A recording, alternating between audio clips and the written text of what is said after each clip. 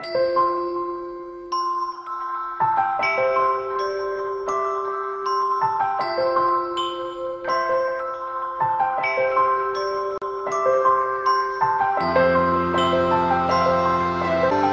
करू आदरणीय खासदार कुमारजी केतकर साहेब यांना आपण बोलू का?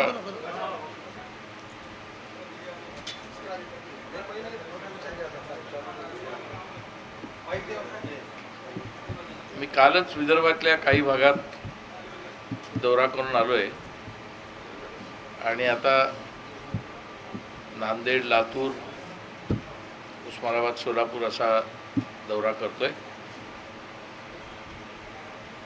2014 साली पण मी दौरा केला होता, पण त्यावेळेला मुख्यतः मी पत्रकार म्हणून केला होता।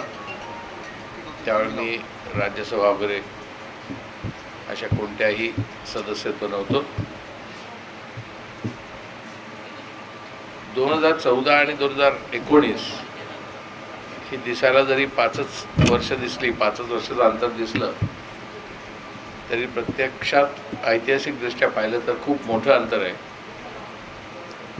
2014 साली जो देश नरेंद्र मोदींच्या हातामध्ये सुपूर्द केला गेला आणि आत्ता 2019 मध्ये तिथे ते पुनर्निवडणूक होऊन पुन्हा सत्तेवर येण्याचा प्रयत्न करतायत।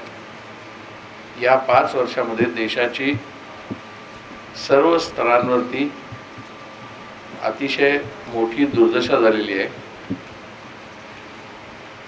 खूप प्रकारचे धोके पुढच्या काही वर्षात संभवतात। जर नरेंद्र मोदी पुन्हा पंतप्रधान झाले तर हे धोके खूपच तीव्र होणार आहेत आणि जरी ते नाही झाले तरी जे नवीन सरकार असेल त्याच्यासमोर त्यांनी निर्माण केलेल्या दुर्दशेमुळे खूप मोठं आव्हान असणार आहे आणि ते आव्हान पेलण्याची क्षमता काँग्रेसनी दाखवलेली आहे यापूर्वीही, आणि यावेळी ते दाखवतील आणि ते कशा प्रकारे ते पेलतील याची दिशा त्यांनी काँग्रेसच्या जाहीरनाम्यामध्ये दिलेली आहे। हा काँग्रेसचा जाहीरनामा आजपर्यंत जसे जाहीरनामे होते तशा प्रकारचा नाहीये। याचा अर्थ ते पूर्वीचे चांगले नव्हते आणि हा अधिक चांगला अशा अर्थात नव्हे। तर यावेळच्या जाहीरनाम्यासाठीच हा जाहीरनामा तयार करतानाच काँग्रेस पक्षाच्या ज्येष्ठ नेत्यांनी देशभर अक्षरशः दररोज विविध स्तरांवरती विविध लोकांमध्ये, शेतकऱ्यांमध्ये, विद्यार्थ्यांमध्ये, छोट्या व्यापाऱ्यांमध्ये, मोठ्या व्यापाऱ्यांमध्ये, गृहिणींमध्ये असे दौरे काढून त्यांच्या मनात आपल्या देशात काय व्हायला हवं असं वाटतं त्याचा त्यांच्याशी चर्चा करून मग हा जाहीरनामा बनवलेला आहे। म्हणजेच एका अर्थाने राहुल गांधींनीच म्हटल्याप्रमाणे हा पीपल्स मॅनिफेस्टो किंवा लोकांचा जाहीरनामा आहे। अर्थातच तो जाहीरनामा अंमलात आणण्यासाठी काँग्रेसला हातामध्ये सत्ता यावी लागेल आणि काँग्रेसला इतर अनेक पक्षांची मदत घेऊन, कारण सर्वपक्षीय प्रकारचं सरकार बनण्याची शक्यता असल्यास त्यांना बरोबर घेऊन त्यांच्याशी सल्लामसलत करून हा जाहीरनामा अंमलात आणावा लागेल। त्या पार्श्वभूमीवरती ही निवडणूक नुसतं नेहमी पत्रकार म्हणतात तशा प्रकारे ऐतिहासिक नाही तर खरोखरच ऐतिहासिक आहे। कारण नरेंद्र मोदी आणि अमित शहा आणि अजित डोवल या तिघांनी जवळजवळ सर्व संकेत, सर्व नियम, अजित डोवल सर्व संकेत, सर्व नियम, सर्व आदर्श, सर्व परंपरा, स्वातंत्र्य चळवळीची मूल्य ही सगळी बाजूला सारून एक वेगळ्याच प्रकारची धाकदपटशावरती आधारलेली एक वेगळीच हुकुमशाही त्यांनी आरंभलेली आहे। मी संसदेत गेल्यानंतर एका वर्षात माझ्या लक्षात आलंय की त्यांना संसदेविषयी गणमात्र आस्था नाही, आदर नाही. ते संसदेमध्ये येत नाहीत, त्यांना संसदेची अधिवेशनही व्हायला नको असतात. पंडित नेहरूंच्या आणि इंदिरा गांधीच्या काळात राज्यसभेची अधिवेशनं वर्षातनं 90 ते 110 दिवस व्हायची. मोदींनी त्याचा आकडा 60-70 वरती आणायचा प्रयत्न केलाय. त्यांना कोणतेही अधिवेशन नको आहे, त्यांना फक्त एकतर्फी मगाशी म्हटल्याप्रमाणे नरेंद्र मोदी, अमित शहा आणि अजित डोवल यांच्या इच्छेप्रमाणे देश चालवायचा आहे.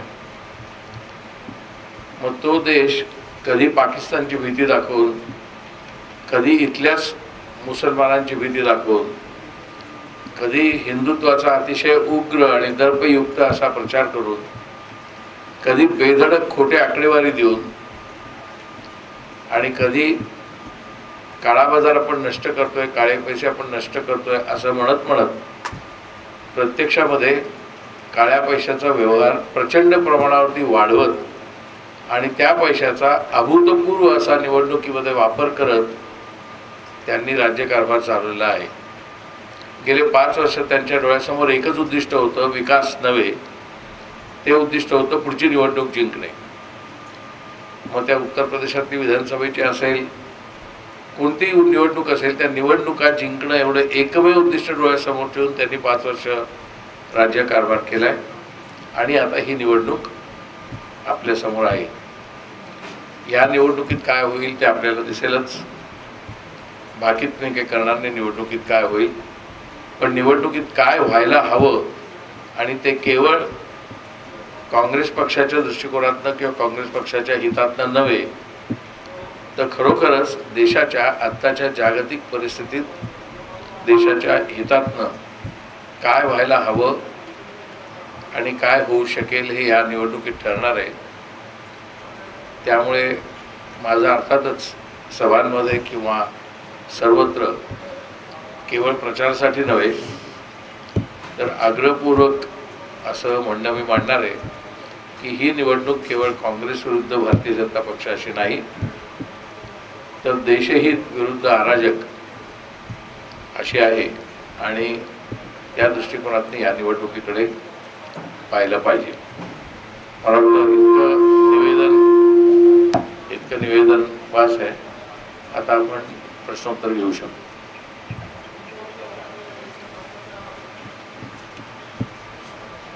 प्रश्न काय असेल तर विचारा. माईक काय चालू?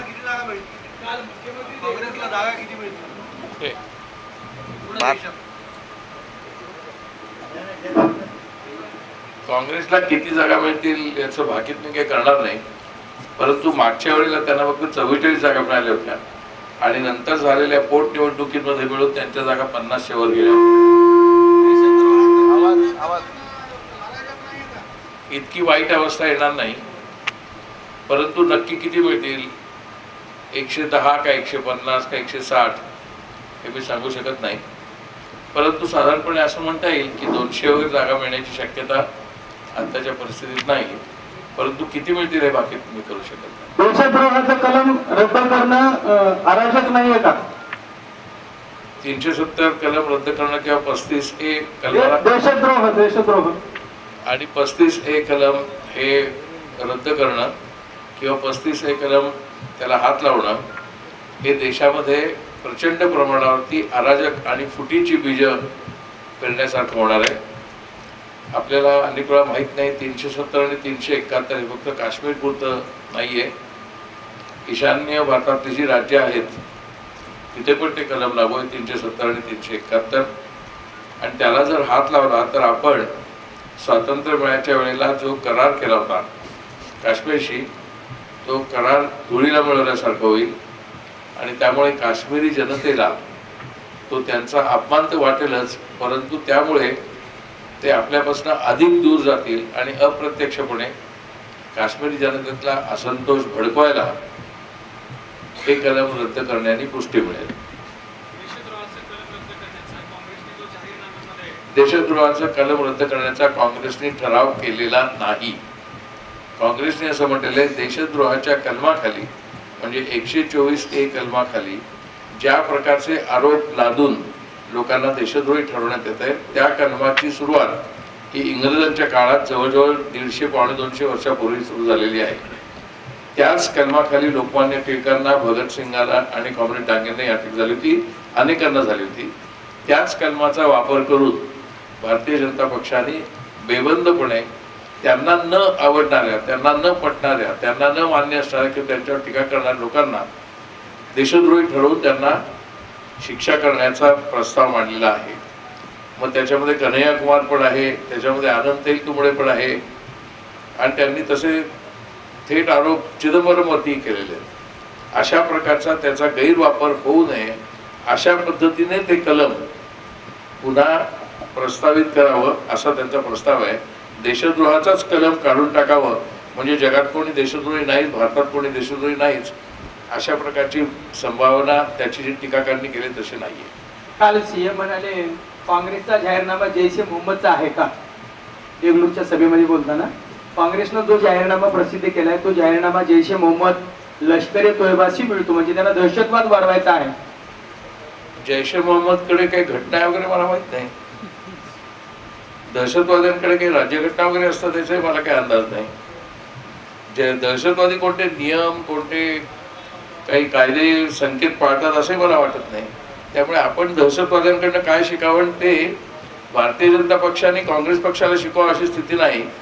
कारण या सर्व लोकांना, मुख्यतः 3 दहशतवाद्यांना भारतीय जनता पक्षाच्याच कारकिर्दीत जसवंत सिंगांच्या बरोबर नेऊन कंदाहारला सोडलं होतं. ते पुढे स्थायिक झाले पाकिस्तानात कायमचे आणि त्यांनी दहशतवाद जोपासला. त्यामुळे जैश ए अहमद काय करतात आणि काँग्रेस जैश ए अहमद कडे शिकताय. इतका सवंग प्रचार, इतका अतिशय गलिच्छ प्रचार मला वाटतं लोकांमध्ये करणं, याच्यातच त्यांची सभ्यता किती खाली गेली हे दिसून येतं. आणि 1947 पासून आजपर्यंत आणि 1947 पूर्वी 1885 पासून ज्या काँग्रेसवाल्यांनी इंग्रजांशी सामने केले, तुरुंगात गेले, लाठ्या कल्याण मेले, नेहरू 11 वर्ष तुरुंगात होते, अशा काँग्रेस पक्षावरतीच देशद्रोहाचा आरोप करायचा ही जी प्रथा आता नरेंद्र मोदींनी पाडली आहे अशी अटल बिहारी वाजपेयींनी सुद्धा त्यांच्या कारकिर्दीत केली नव्हती. तेही एनडीएचं सरकार होतं. परंतु अशा प्रकारे त्यांनी आपल्याला विरोध करणारे सगळे देशद्रोही ही भूमिका घेणं बरोबर नाही. आणि आता लालकृष्ण अडवाणींनी पण ते जाहीर केलं आहे की अशी भूमिका भारतीय जनता पक्षाची कधीच नव्हती. इंदिरा गांधींना बांगलादेश स्वतंत्र झाल्यानंतर अटल बिहारी वाजपेयींनी दुर्गा म्हटलं होतं, त्याचा प्रचंड गौरव केला होता. पंडित जवाहरलाल नेहरूंच्या मृत्यूनंतर अटल बिहारींनी जे भाषण केलंय नेहरूंच्या गौरवाचं, त्याच्यामध्ये त्याच्या अगोदरच्या इतक्या कमी वर्षात म्हणजे 47 ते 64 या 17 वर्षात किती देशाची प्रगती झाली आहे म्हटलंय. त्याचप्रमाणे इंदिरा गांधींच्या मृत्यूनंतर या सर्व लोकांनी अडवाणींसकट जी भाषणं इंदिरा गांधींच्या गौरवाचे केले, त्यांनी पण आपल्या देशात नेहरू आणि इंदिरा गांधींच्या कारकिर्दीत केवढी प्रचंड प्रगती झाली याचे उल्लेख केले.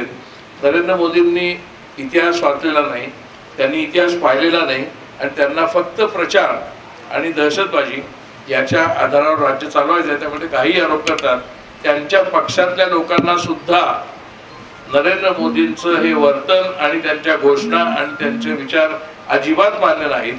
खासगीमध्ये भारतीय जनता पक्षाचे लोक जेवढे नरेंद्र मोदींच्या विरोधी आहेत किंवा मोदी आणि शहांच्या विरुद्ध आहेत तेवढे विरोधी पक्ष पण नाहीत. इतका विरोध त्यांचा जाज्वल्य आहे मोदी आणि शहांना. प्रश्न आहे की राज ठाकरे आज काँग्रेससाठी सभा घेत आहेत. एक मोठा राष्ट्रीय पक्ष आहे, या पक्षाला दुसऱ्या पक्षातल्या व्यक्तीला सभा घ्यावं लागणार. आपण कुठे घेतो आपला काय संबंध? राज ठाकरे त्यांची सभा घेत आहेत, त्यांच्या पक्षाचा निर्णय येतो. त्यांनी आम्ही काँग्रेस पक्षाच्या मदतीसाठी सभा घेतो असं म्हटलेलं नाही, त्यांनी असं म्हटलंय. त्यांचं वाक्य लक्षात घ्या. माझं उद्दिष्ट नरेंद्र मोदी आणि अमित शहा यांचं राज्य घालवण्यासाठी आहे. त्याचा फायदा जर काँग्रेसला होणार असेल तर होईल राहुल गांधीला यावेळेला मदत करणं गरजेचं आहे असे ते बोलले. असं बोलले नाहीत. तुम्ही भाषण देताना नीट आहे का? तुम्ही जसा मोदींना एकदा चान्स देऊन पहा असं म्हटलं तसं राहुल गांधींनाही चान्स देऊन पहा असं म्हटलं. त्यांनी काँग्रेसच्या मदतीसाठी या सभा घेतलेल्या नाहीत. ते काँग्रेस पक्षात विलीन झालेले नाहीत. त्यांची काँग्रेस पक्षाबरोबर आघाडी नाही. त्यांना असं वाटतंय की मोदी आणि शहा यांची राजवट हा देशाला आणि समाजाला धोका आहे म्हणून ते प्रचार करतायत. त्याचा काँग्रेसलाच नाही, त्याचा इतरही काही पक्षांना फायदा होणार आहे आणि तो इतर पक्षांच्यात सामील न होता होणार है। प्रकाश आंबेडकर ने गुज़िश्ता दिनों कहा कि उन्हें गारंटी है कि 100% महाराष्ट्र मुल्क में जो है कांग्रेस पार्टी सत्ता में नहीं आएगी, तो आप इस स्टेटमेंट को किस अंदाज में देखते हैं? कांग्रेस पार्टी साथ में विरोधी पक्षों के साथ जरूर सत्ता में आएगी, ऐसा मेरा विश्वास है। प्रकाश आंबेडकर का जो विश्वास है उनको रखने दो। काल मुख्यमंत्र्यांनी असं सांगितलं की काँग्रेसच्या जाहीरनाम्यामध्ये सैन्याकडचे विशेषाधिकार काढून घेण्यात येतील असं लिहिलेलं आहे। तुम्ही त्यांच्या मुख्यमंत्र्यांच्याकडनं काँग्रेसचा जाहीरनामा वाचता का? कारण त्या पक्ष कुठेही जाहीरनाम्यात तसं लिहिलेलं नाहीये। जाहीरनाम्यात तसं लिहिलेलं आहे आर्म फोर्सेसचा जो कायदा आहे ज्याचा वापर मुख्यतः काश्मीर आणि ईशान्य भारतात होतो, त्या कायद्याच्या आधारे अनेक वेळेला तिथल्या स्थानिक जनतेवरती अत्याचार झाले आहेत किंवा चुकीचे निर्णय घेतले गेलेले आहेत। ते निर्णय चुकीचे घेतले जाऊ नयेत, म्हणून तेवढ्यापुरता त्याचा रिव्ह्यू केला जाणार आहे, कायदा रद्द केला जाणार नाहीये। आणि तुम्हाला जर देवेंद्र फडणवीस नरेंद्र मोदी यांच्याकडनं काँग्रेस पक्षाची एकूण धोरणं काय आहेत, नीतिमत्ता काय समजून घ्यायची असतील तर हरकत काहीच नाही। फक्त त्यांना पण त्याच्याने मग काँग्रेस पक्षाचा अभ्यास करावा लागेल, ती त्यांची क्षमता नाही, ते अभ्यास करत नाहीत जनरली कधी। तर काँग्रेस पक्षाला निवडणुका आल्या की गरिबी हटवचा नारा आठवतो असं मुख्यमंत्र्यांनी आरोप केला। मुख्यमंत्र्यांचं एकूण ऐतिहासिक ज्ञान फार कमी आहे आणि एकूण त्यांचं संख्याशास्त्राचं ज्ञान अतिशयच कमी आहे। नरेंद्र मोदींना तर ज्ञानच नाहीये, त्यामुळे नरेंद्र मोदींच्याबद्दल बोलण्यात काही अर्थ नाही। परंतु मला वाटतं यांना सगळ्यांना एवढे दोन गोष्टी सामान्यपणे माहिती असायला पाहिजेत जे तुम्हालाही मान्य असतील। ऐकून घ्या, मी आता उत्तर देतोय प्रश्नाचं। 1971 मध्ये ज्यावेळेला इंदिरा गांधींनी गरिबी हटाव घोषणा दिली त्यावेळेला आपल्या देशाची लोकसंख्या 50 कोटी होती, आता 130 कोटी लोकसंख्या आहे। त्यावेळेला आपल्या देशामध्ये जवळजवळ 72% लोक गरीब किंवा दारिद्र्य रेषेखाली होते 1971 मध्ये। त्यावेळेला गरिबी हटावची घोषणा दिलेली आहे। आज एवढी लोकसंख्या वाढूनही आज देशातली गरिबांची संख्या फक्त 20% आहे दारिद्र्य रेषेच्या खाली असलेल्यांची, म्हणजे 5 कोटी कुटुंब दारिद्र्य रेषेच्या खाली आहेत। त्याही लोकांना आता दारिद्र्य रेषेच्या वर यायचं म्हणून न्याय ही संकल्पना मांडली गेलेली आहे। गरिबी हटावच्या निवडणूक आल्यानंतर जर ओळख व्हायची असेल काँग्रेस पक्षाला तर 1971 ते 2019 या काळात इथे बसलेल्या सगळ्या लोकांनी आपल्या आई वडिलांना विचारावं की स्वतः अभ्यास करून पाहावा की आपलं 1981 साली आपलं कौटुंबिक उत्पन्न काय होतं, 91 साली काय होतं, 2001 मध्ये काय होतं, 2011 मध्ये काय होतं आणि आता काय आहे। ज्यांच्या घरात सायकल नव्हती, ज्यांच्या पायात चपलाबूट नव्हते, त्यांच्या घरात आज मोटारी आणि 4-4 चपलाबुटांचे जोड आहेत। ज्यांना शाळेत मुलांना पाठवता येत नव्हतं त्यांची मुलं कॉलेजला जात आहेत, ज्यांच्या मुलांना कॉलेजला जाता येत नव्हतं त्यांची मुलं आज लंडन अमेरिकेत शिकायला चाललेली आहेत।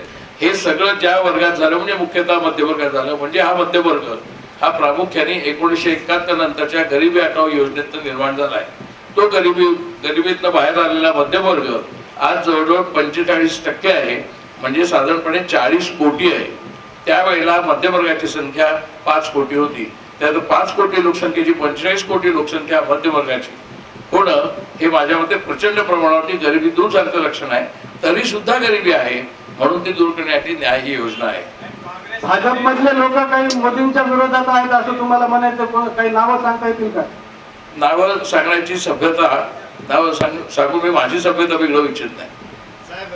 काँग्रेसचे अनेक नेते भाजपमध्ये, पण मला वाटतं तुम्ही जरा पत्रकार आहात, तुम्ही जरा बारकाईने चौकशी केली तर तुम्हाला आजूबाजूला खूप लोक भाजपचे असे भेटतील की जे मोदींच्या विरोधात आहेत। काँग्रेसचे अनेक नेते भाजपमध्ये चालले, त्यावर काय प्रतिक्रिया? त्याच्यावर प्रतिक्रिया अशी आहे की त्यांचा काहीतरी त्यात मतलब आहे किंवा त्यांना कोणीतरी ब्लॅकमेल करते। सर यांचं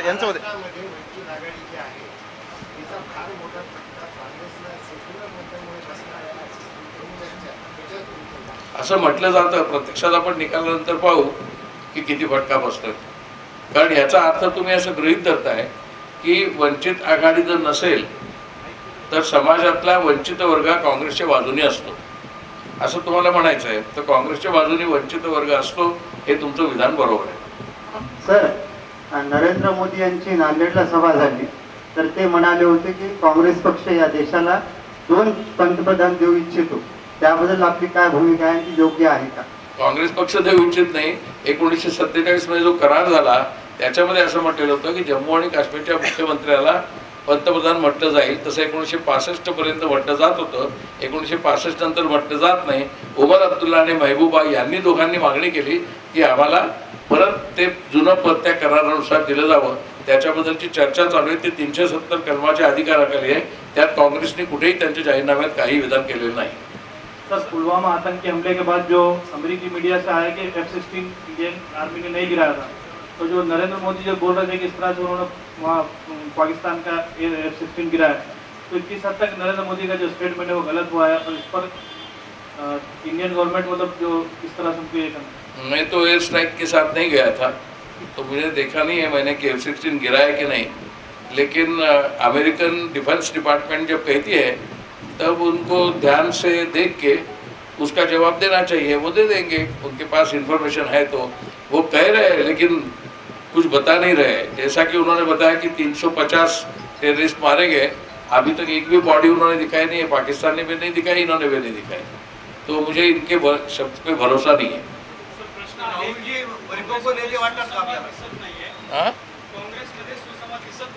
काय दिसत नाही? सुसंवाद कोणत्याच पक्षात आपल्या देशात सुसंवाद नाही आहे. काँग्रेसमध्येच नव्हे, आपल्या देशातल्या कोणत्याच पक्षामध्ये सुसंवाद नाही. मला वाटतं मी सांगायची गरज नाही. तुम्ही शिवसेनेत किती सुसंवाद आहे पाहिलंय, भारतीय जनता पक्षात किती सुसंवाद चालू आहे पाहिलंय. शत्रुघ्न सिन्हा तिकडूनच इकडे आलेले आहेत, यशवंत सिन्हा तिकडूनच सोडून गेलेले आहेत, अरुण शौरी तिकडूनच तो पक्ष सोडून गेलेले आहेत. त्यांच्याकडे सुसंवाद असतात तर ते तिकडे थांबले असते. समाजामध्ये सुसंवाद निर्माण व्हावा असा काँग्रेसचा प्रयत्न असतो आणि त्याच्यामुळे तो काँग्रेसमध्ये व्हावा असा एक प्रयत्न असतो.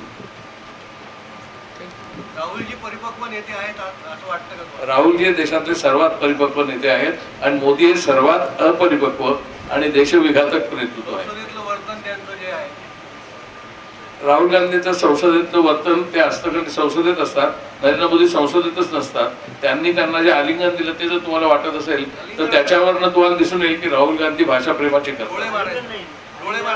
त्यांनी डोळा मारलाही असेल पण त्यांनी काय असं काय करत नाही. असे खूप लोक मारत असतात डोळे. तुम्हाला राज्यसभेत लोकसभेत सुद्धा खूप लोक एकमेकांना डोळे मारत असतात, बाहेर सुद्धा मारत असतात. त्यांनी काही फारसा फरक पडत नाही. मी कशाचंच समर्थन करत नाही पण ते काय लगेच विकृतीचं प्रदर्शन आहे असंही मला वाटत नाही. समर्थन विरोध पण नाही करत की त्याला. ठीक आहे, त्यांनी त्यांच्या मित्राला काहीतरी गंमत केली याचा एक उल्लेख केला तर ठीक आहे, असं करायचं पूर्ण हरकत नाही. कोणालाही हरकत नाही. खेळीमेळीच्या वातावरणामध्ये आपण असं करू शकतो.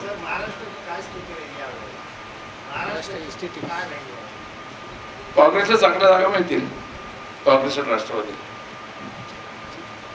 सर एक प्रश्न सर आपण बोललात की काँग्रेसचा पाठिंबा नाही सभेला, राज ठाकरे यांच्या सभेला, पण आपले जिल्हा अध्यक्ष गोविंद नागेलीकर हे सकाळी रेल्वे स्टेशनला त्यांना भेटायला आले होते.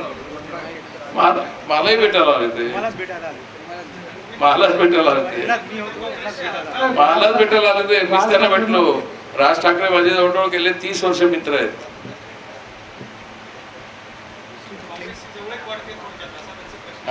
काँग्रेसची जवळ वाटते तर वाटू दे. तुम्हाला